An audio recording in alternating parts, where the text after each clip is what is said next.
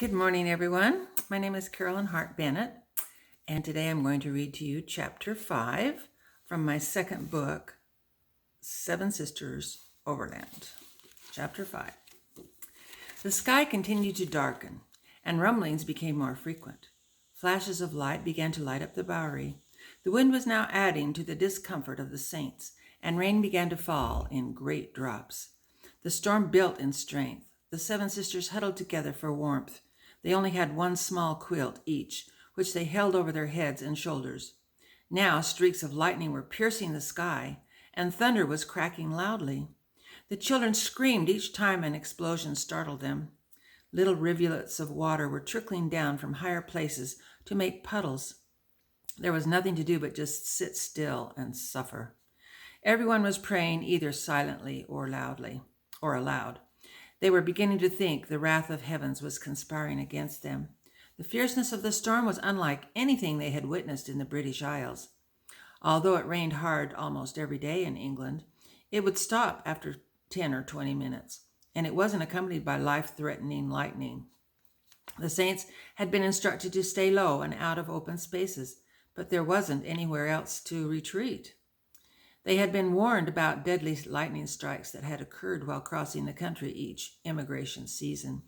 The leaders told them about one particularly fierce lightning storm that killed 3 members of the same family just last summer in Nebraska.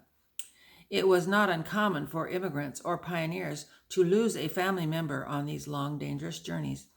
There were unexpected accidents, sickness, weather, fire, Indian attacks, stampedes, or childbirth. The danger the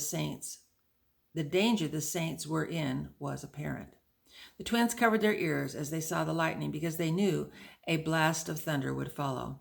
As the lightning got closer and closer, the thunder would come a split second later and startled everyone with terror. "That last one made my skin tingle," announced Lavinia as she moved closer to her sisters. "It was too close for my liking." "I have faith we will be protected," said Fanny. "Me too," said Phoebe. "This is like the firecrackers on the ship during the 4th of July celebration." If it weren't so dangerous," said Susanna, "I would enjoy seeing how powerful Heavenly Father is." Alinda May had both her hands on her stomach to give it support. The loud sounds caused the baby inside to move with vigor. He doesn't like noise," she said with concern. "What makes you think it's going to be a he?" asked Eleanor. "Lanny wanted son." The sisters smiled at each other knowingly and then began praying that Alinda May wouldn't be disappointed. After a few more minutes of downpour, Lavinia spoke up. "Let's sing 'Master, the Tempest is Raging,' sisters. Remember how much comfort it gave us when we were in that diabolical storm on the ocean? This was just a little disturbance compared to what we went through on the Amazon."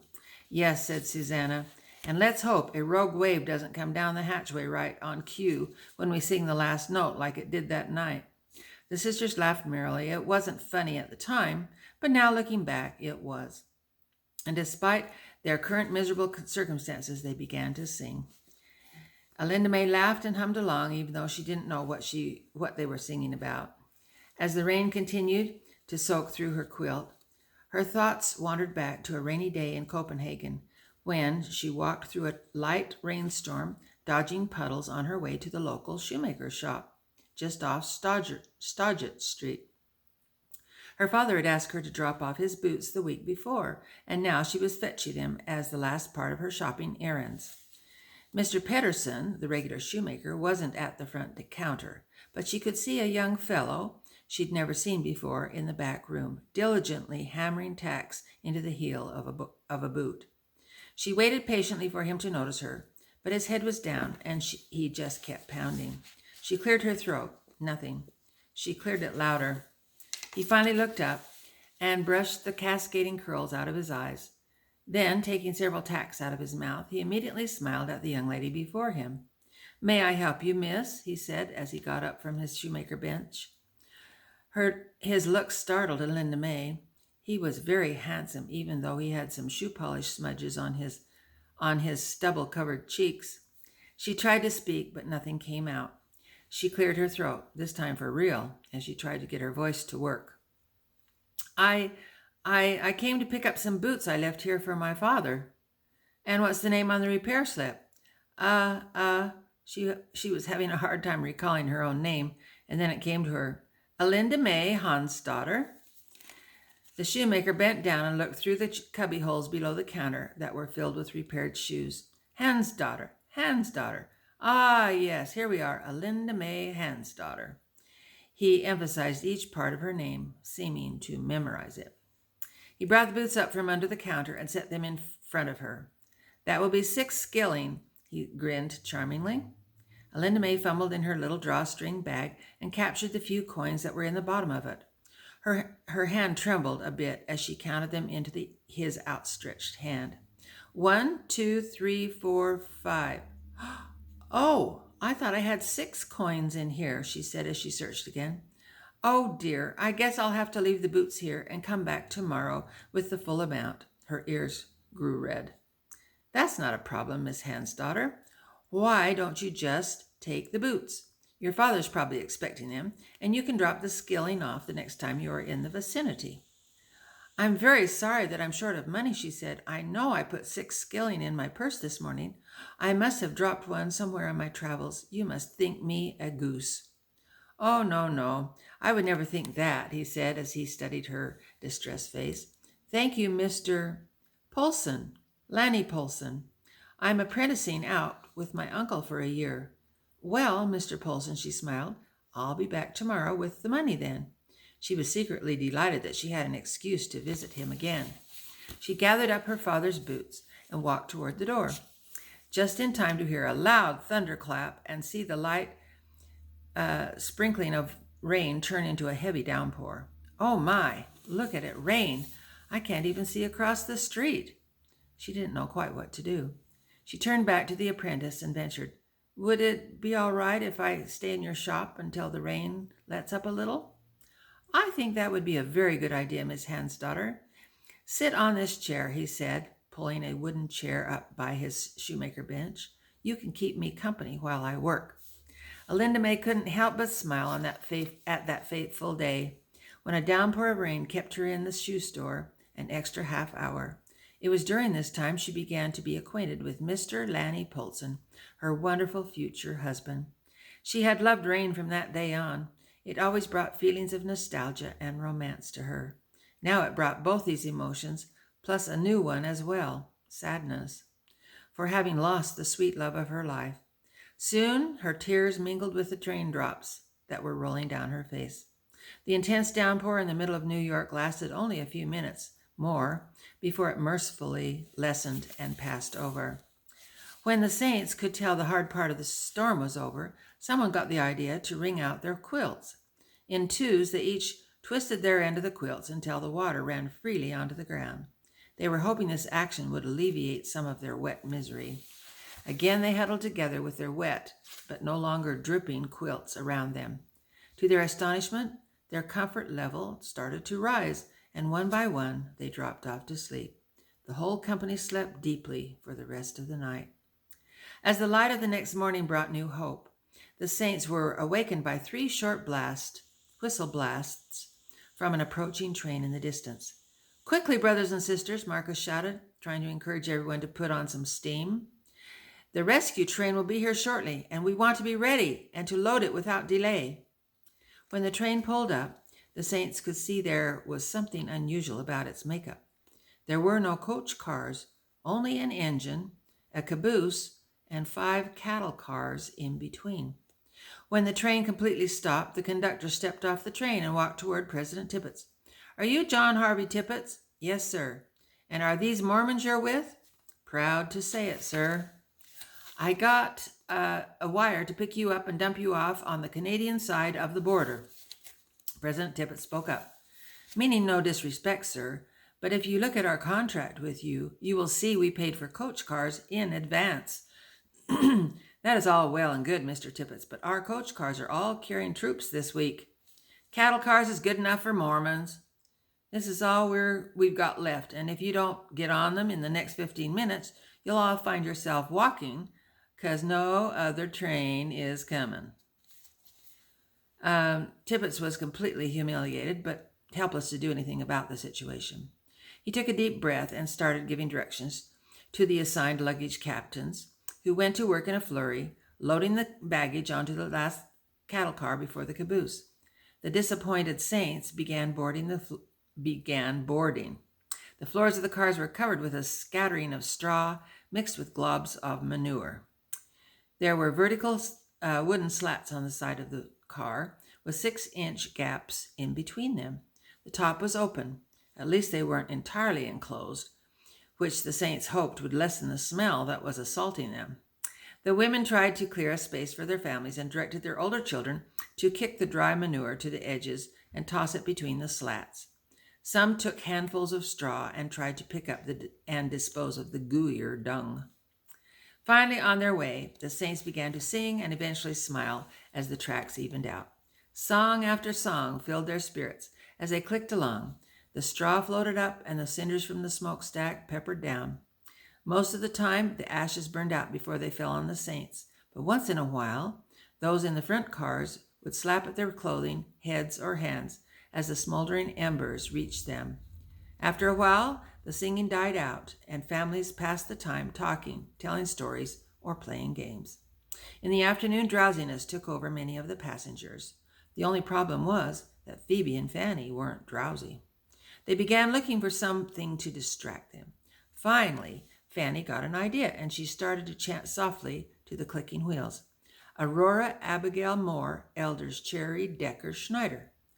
How did you learn her name? Questioned Phoebe. I just kept repeating it after she told it to us. It has a definite rhythm to it. Phoebe decided to try memorizing the string of names, but kept messing up, so Fanny continued to say them to the clicking, and soon Phoebe was as good at reciting them as Fanny was. Now it's time to test our memories, said Fanny, as she turned around and spied Sister Schneider at the other end of the cattle car. She was in the corner, intently reading her borrowed Book of Mormon. There was an empty space near her, so the twins ventured back to where she was sitting and plopped down beside her. Are you enjoying your book, Sister Aurora Abigail Moore, Elders Cherry Decker Schneider? Fanny said with a triumphant smile. You remembered my name. Good for you. I can say it too, said Phoebe as she rattled it off in record time. Aren't you two as sweet as ginger snaps? She cackled. And what am I to call you? I'm Phoebe, and she's Fanny. But one of the sailors on the Amazon, our good friend Mr. Huntley, christened us Twinsies. You can call us that if you can't keep our names straight. Twinsies it is then. And in answer to your question, yes, I am enjoying this book. It's truly marvelous. I already know it's true, and I'm not even halfway through it. We asked Elder Fielding to teach Mr. Huntley the gospel when we were on the Amazon, and he baptized him just before we got to New York City. If you have any questions about it, he can surely answer them for you. I would love to visit with Elder Fielding, she said. I have been talking to some of the sisters a little bit, and they have been telling me about the principle of eternal marriage and being sealed to your husband. I'm anxious to know more about that. I'm wondering which husband I want to be sealed to, she said, laughing raucously.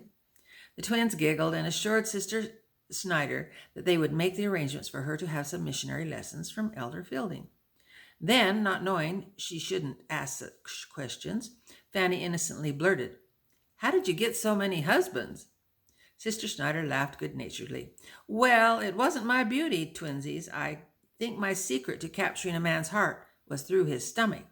I've always been told I'm a great conversationalist and an even better cook. I ran a boarding house and cooked 3 meals a day for my paying guests. All my husbands were once my boarders. The twins were enthralled as Sister Schneider talked on and on. She had an interesting way of explaining things, which kept them their rapt attention and made them laugh a lot. When they returned to Susanna and the rest of the sisters, they found Jane was teaching Alinda May some new words, while Caroline was napping. Jane was flattered that Alinda May asked her to be her teacher that day. Let's try some new words, Alinda May, she said as she patted her head and said, Hair. Hair. Hair, repeated Alinda May, drawing a picture of a head of hair and putting the Danish word for it to the side of it. Eyes, Jane said, touching her eyes. Eyes, Alinda May said, adding the eyes. Nose. Alinda May drew a nose. Nose. Mouth. Jane said as she opened her mouth and pointed inside. Mouth. Jane paused to think of the next physical feature to introduce. Elinda May patted her stomach.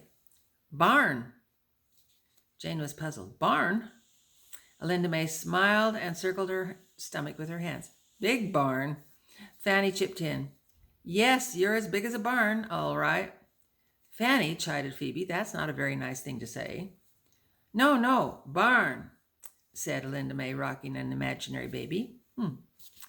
Then, when she saw nobody was figuring out what she was talking about, she put the imaginary baby over her shoulder, patted its back. Barn! All the sisters were laughing now. Elinda May gulped some air and released a tiny burp. I can't do that. This tickled the sisters even more. Barn means burp, laughed Jane. Elinda May tapped her tummy again. Barn, she said, and then scrunched her eyes closed and made a perfect infant cry. Wah, wah. Barn is baby? Yes, baby, said Elinda May with relief. All were in stitches. Oh, cried Elinda May, holding her stomach as she laughed with the rest. No more words. The replacement train kept a steady clip as it traveled across New York State. The breeze through the cattle cars wasn't all bad. It helped keep the heat from being unbearable for the saints. There were new and beautiful scenes to view with every mile they traveled.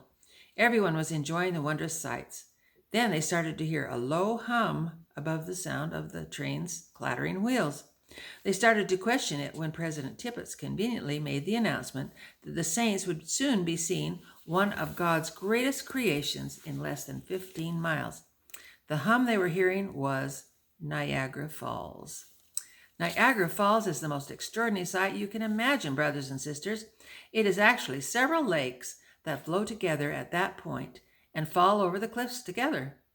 The humming noise you hear now will soon turn into a roar. The mist floats up in a spectacular array of shimmering colors. We will be crossing from the New York side to the Canadian side on a suspension bridge. Everyone was wondering how on earth a suspension bridge could withstand the weight of a train. Are you sure it's safe? Questioned one of the sisters. I crossed over it on my way to New York City when I shipped off to my mission in England, said President Tippett. I presume it is still in business. As everyone began talking about the falls, the chatter and sound multiplied.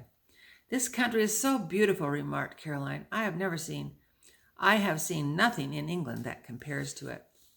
Lavinia was trying to write in her journal, but the jostling of the car was making it difficult. She finally wrote, Pen cannot describe the splendid places we have passed. There's only one thing I'm not looking forward to at Niagara Falls, said Caroline. What is that? Said Susanna. Arriving after 5 hours of riding in these cattle cars, we'll look like disheveled gypsies and smell like a barnyard. The sisters started to feel their hair. Any strands that were loose were stiff and standing on end. They looked down at their clothes, which were covered with dirt, straw, and ashes. Their skin felt rough and gritty. There's nothing we can do about it until the train stops, said Eleanor, laughing. So let's not torture our minds about it until we get there. As the train got closer to the falls, the saints could see a huge cloud of mist on the horizon. The anticipation of crossing the gorge grew. The saints could see the bridge in the distance. It looked like a long, narrow, double-decked cage. It was evident the train would be crossing through the top tunnel because they could see horses, carriages, and pedestrians crossing through the bottom level. The train slowed down considerably as it reached the middle of the latticed bridge. The passengers could gaze out at the powerful water that was flowing and tumbling to the gorge below. It was truly a wonder to see this powerful force of nature from this point of view, and feel the water vapor on their hands as they thrust them through the slats of the cattle cars. After a minute or two, the train reached the Canadian side, where it slowly pulled onto a side track and moved out of the way by a water tank,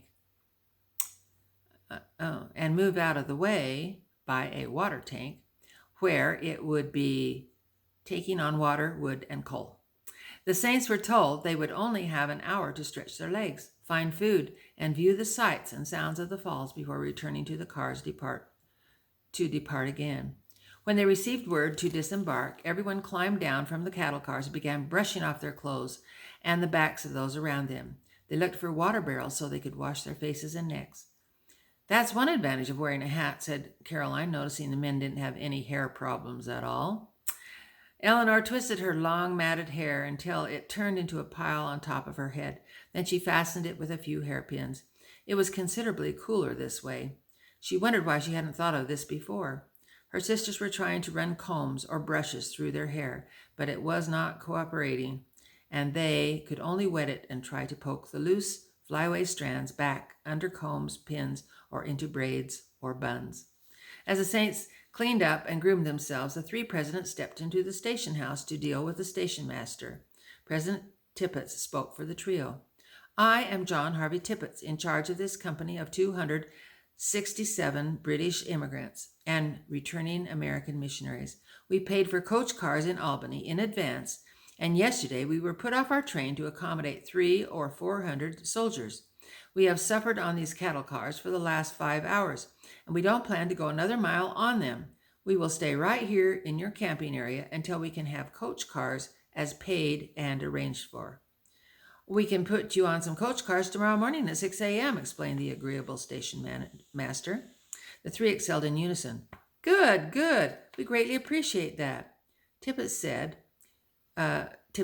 thinking perhaps this had been all too simple.